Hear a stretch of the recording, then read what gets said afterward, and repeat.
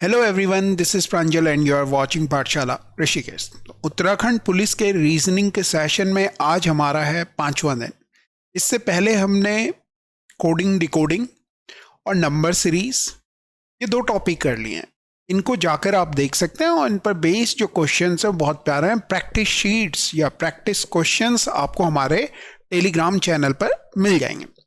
ठीक है, तो आज का जो सेशन है हमारा, इसे अगर आप समझें तो इसका नाम है सादृश्यता। क्या नाम है इसका? सादृश्यता नाम है, एनालॉजी है।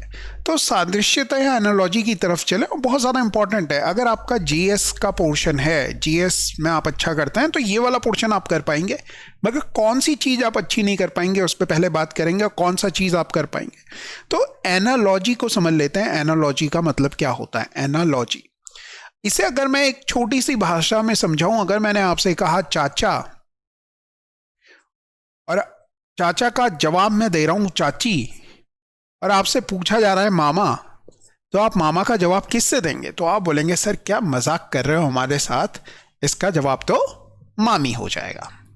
तो इसे कहते हैं सादृश्यता। वैसे ही रिप्लाई करना, टिट फॉर टैट, या फिर जैसे को तैसा। चाचा का जवाब चाची है तो मामा का जवाब मामी होगा।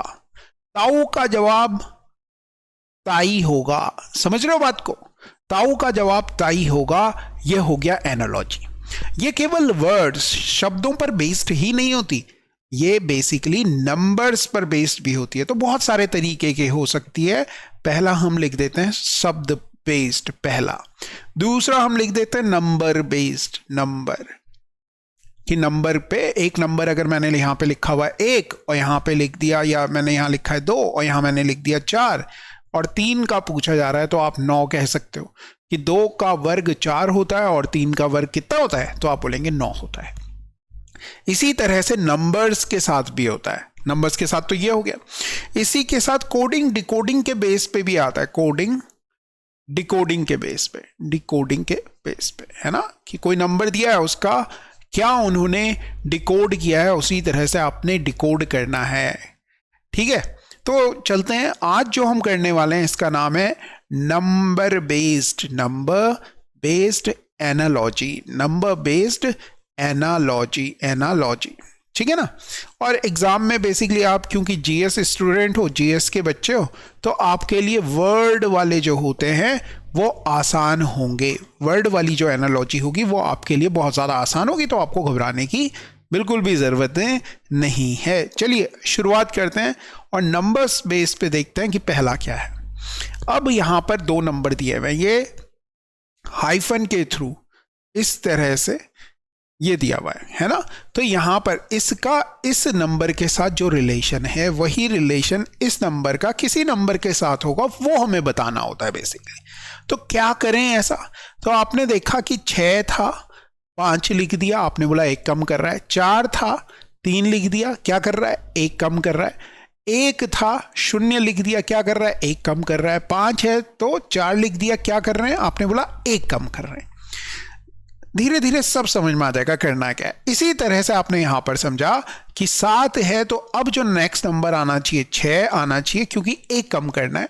8 है तो अब 7 आना चाहिए। 9 है तो 8 आना चाहिए। 6 है तो 5 आना चाहिए।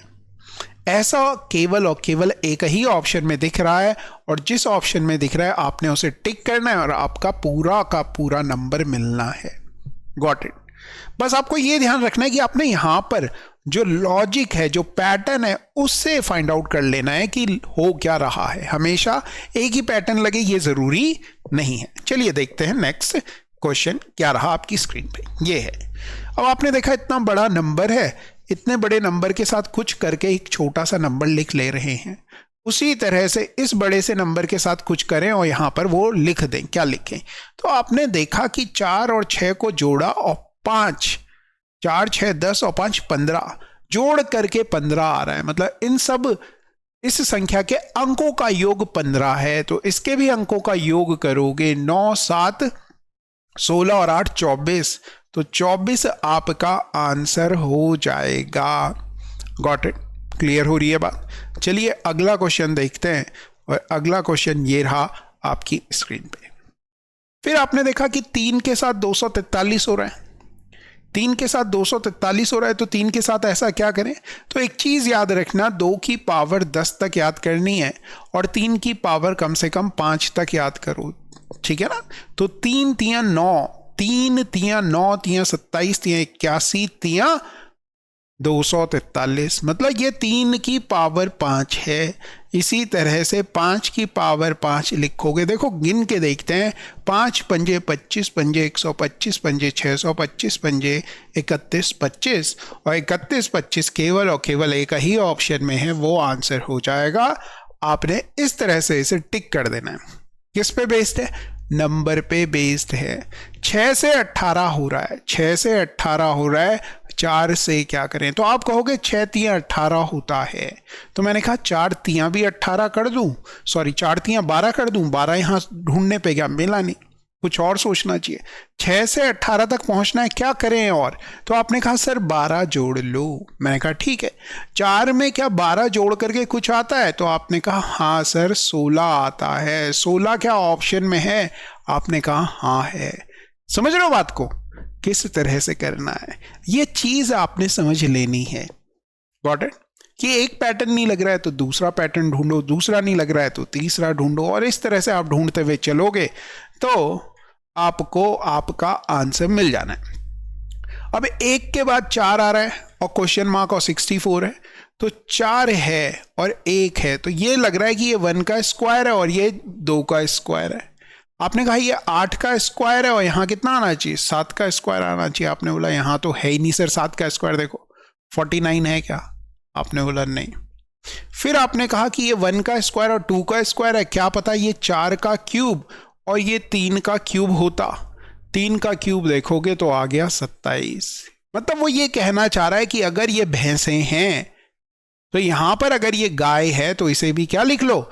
गाय लिख लो। इसे ही एनालॉजी कहते हैं, सादृश्यता कहते हैं। जिस तरह का पैटर्न इस तरफ लग रहा है उसी तरह का पैटर्न दूसरी तरफ भी लगाए, उसी को आप कहते हैं एनालॉजी। चलिए अगला क्वेश्चन की तरफ चलते हैं। अगला क्वेश्चन बहुत ही प्यारा, बहुत ही न्यारा।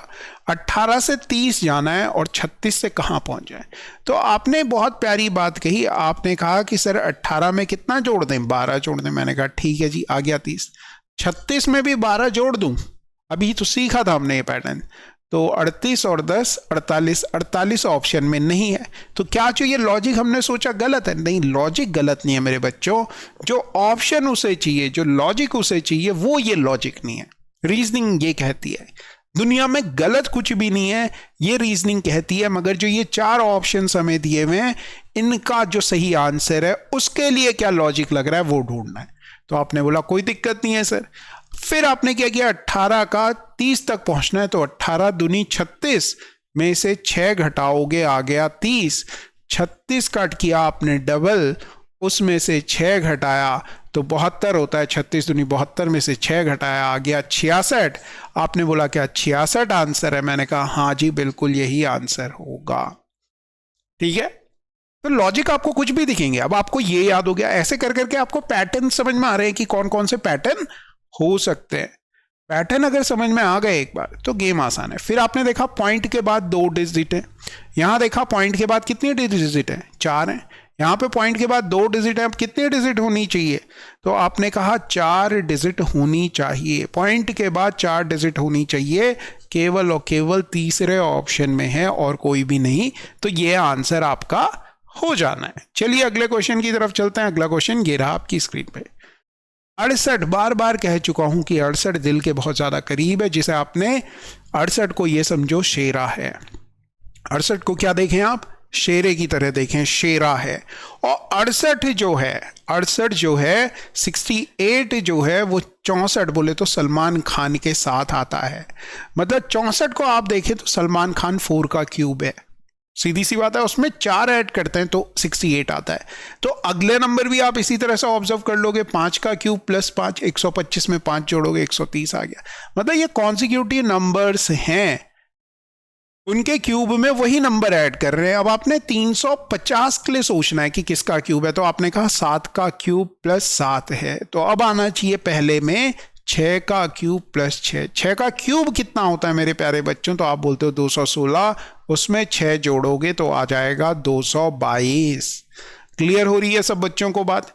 अगर आपको ये बातें हमारी अच्छी लग रही हैं, समझ में आ रही हैं, तो हमारा जो ये सेशन है वो जरूर शेयर करना, ठीक है ना?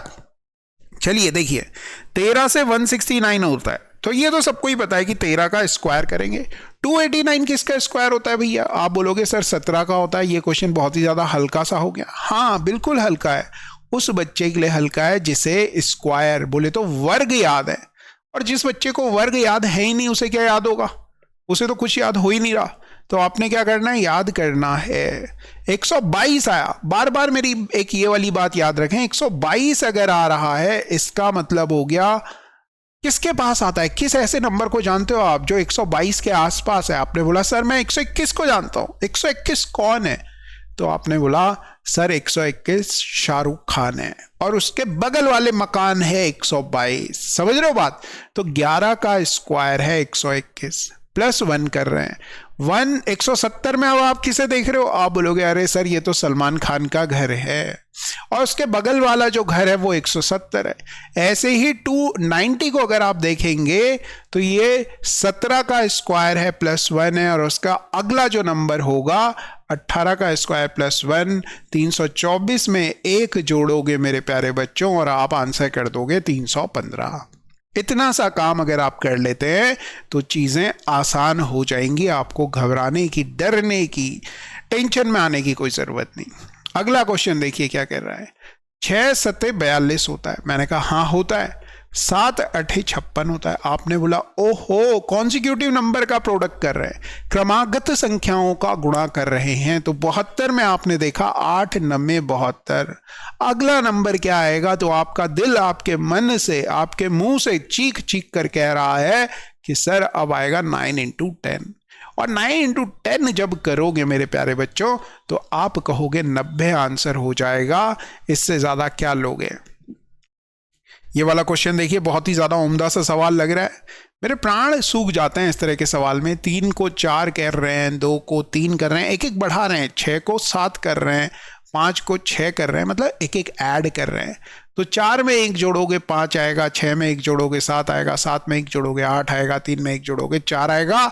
ऐसा कोई ऑप्शन अगर आपको मिले तो जरूर टिक करें और आगे बढ़ जाए। ठीक है, 24 है और 60 है। तो 24 और 60 आपसे चीख चीख के कुछ कहते हैं। जब भी 60 आए, 60 मेरा फेवरेट है। 60s में कुछ भी आए तो शेरा दिखता है मुझे, सलमान खान की कार दिखती है, बाइक दिखती है, गर्लफ्रेंड दिखती है, वाइफ दिखती है। वाइफ तो है ही नहीं उसकी, मगर हम सलमान खान को देख रहे हैं। तो सलमान खान को अगर आप ऑब्जर्व कर रहे हो तो उनके पड़ोस में जो 60 है उस पर फोकस करने का कि ये सलमान खान के पास है। तो 60 जो है आप कहेंगे कि ये 4 का क्यूब -4 है। अगर ये 4 का क्यूब -4 है तो हो सकता है ये 24 भी किसी का पड़ोसी हो। तो आप कहेंगे कि सर ये 3 का क्यूब -3 है। कैसे पता लगे? ऐसे ही पता लगेगा। एक आदमी से मोहब्बत करो, सलमान भाई से मोहब्बत कर लो, और सलमान भाई से अगर आपको मोहब्बत है तो आप उससे रिलेटेड फिर सारे कॉन्सेप्ट वहीं देखोगे, है ना। शाहरुख से करनी है, शाहरुख से करो। दीपिका से करनी है, दीपिका से करो, है ना।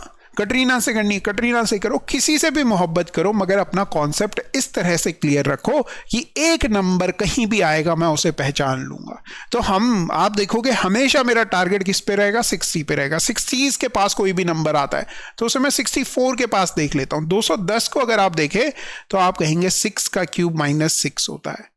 तो भैया अगर 3 के बाद 4 आया तो यहां पे 6 के बाद क्या आएगा? आप बोलेंगे 7 का क्यूब -7। 343 होता है, -7 करोगे 336 आंसर आ जाएगा, जो कि ये रहा। Got it? क्लियर है?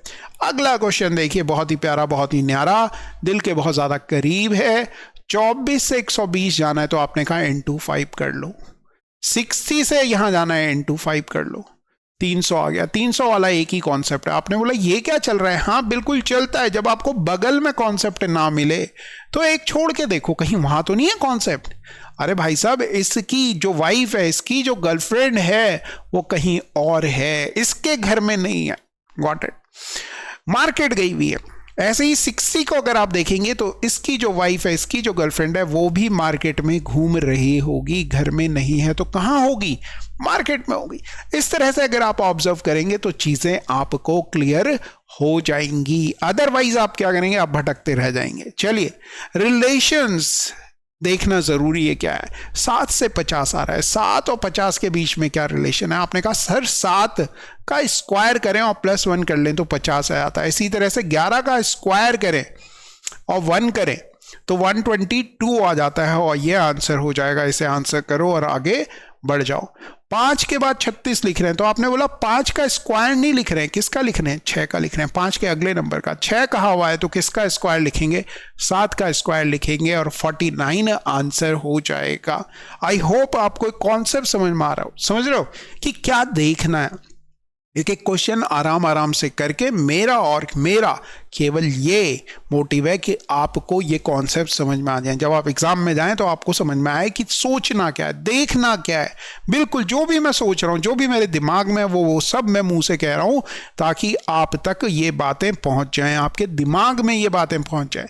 182, 210 और ये तो मेरे को इसमें 380 दिखता है, 19 × 20 दिखता है और मैंने कहा ओ हो अलग ही है। और ये मेरे ख्याल से 14 × 15 होता है। वैसे तो और भी बहुत कुछ दिख सकता था। और ये इस नंबर को अगर मैं देखूं तो 12 × 13 होता है। अब आपने देखा इन दोनों में क्या रिलेशन है, आपने बोला बहुत भयानक है तो यहां पे भयानक लग रहा है तो इसको छोड़ो, किसको पकड़ो भाई, इसको छोड़ो और किसी को पकड़ो, किसी ना किसी को तो पकड़ना पड़ेगा। इसको अगर आपने छोड़ दिया तो आप किसको पकड़ने जा रहे हैं, इस पे फोकस करेंगे तो आपको मालूम चलेगा कि आपने इन दोनों को पकड़ा, पहले और तीसरे को। आपको दिखा 12, 13, 14, 15। अब ये 19, 20 है तो यहां पर जो आना चाहिए 19, 20 से पहले वाले दोनों नंबर आने चाहिए 17 और 18। 8, 7, 56 एक ऑप्शन है। ओ हो नहीं, 17, 18, 19, 20, 12, 13, 14, 15। हाँ, 8, 7, 56 वाला एक ही ऑप्शन है, मगर ये होगा नहीं होगा। 12, 13, 14, 15, 19, 20 एक नंबर क्या कॉमन था क्या, नहीं था। ऐसा नहीं हो रहा है तो यहाँ पे कुछ और हो रहा है, दिख नहीं पा रहा है मुझे भी। अब 13 मैंने गलत किया हुआ है ना, इसीलिए तो गड़बड़ हो गई है। देखो अगर आप गड़बड़ कर देते हो, हल्का सा कुछ गड़बड़ कर दिया, ये 12 × 13 तो 156 होता है, ठीक। ये होना चाहिए 13 × 14। अब 13 × 14 है तो 14 दोनों में कॉमन है तो यहां पर 19 कॉमन होगा और यहां आएगा 18। 8, 9, 72 तो दो वाले दो ऑप्शन है, या तो ये होगा या ये होगा। 18 का स्क्वायर करोगे 324 होता है, उससे ज़्यादा आएगा। यहाँ पे जो वैल्यू आनी थी 18 × 19 आनी थी, क्योंकि 19 यहाँ पर भी और 19 यहाँ पर भी है, दोनों जगह कॉमन है, इसलिए आप इसे ऐसा कर पाओगे। Got it. चलिए अगला देखिए, अगला क्या क्वेश्चन है। अगला क्वेश्चन भी बहुत ज़्यादा उम्दा सा प्यारा सा एक क्वेश्चन लिखा हुआ है। अब आपने देखा कि 45 है और 45 से कितना हो रहा है, 63 हो रहा है। अब आपने बोला 36 हो रहा है, मतलब क्या कर रहे हैं, आपने कहा 9 घटा ले रहे हैं। फिर 63 में से क्या करेंगे, 9 घटाएंगे, 54 आएगा। कोई ज़रूरी नहीं है कि आप यही लॉजिक सोचेंगे आप कुछ और, मगर आपका आंसर यही आएगा।